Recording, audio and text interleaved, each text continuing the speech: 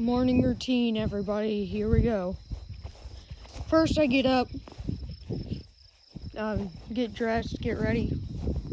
Then, come over here to feed the chickens, just like usual. Grab your cup.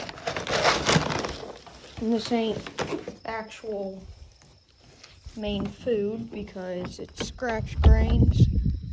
But with this, they scratch around in it, eat it, and it's kind of like you gotta find it. They're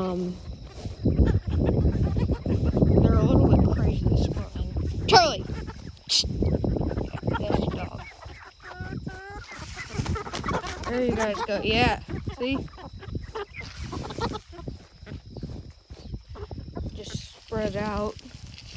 They all want to come and get just something for them to scratch for.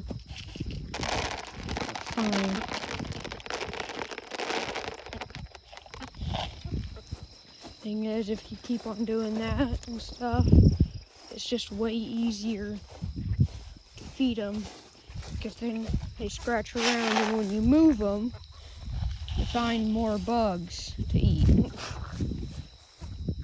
Damn, these roosters are crazy. All right, that's all for today. Bye.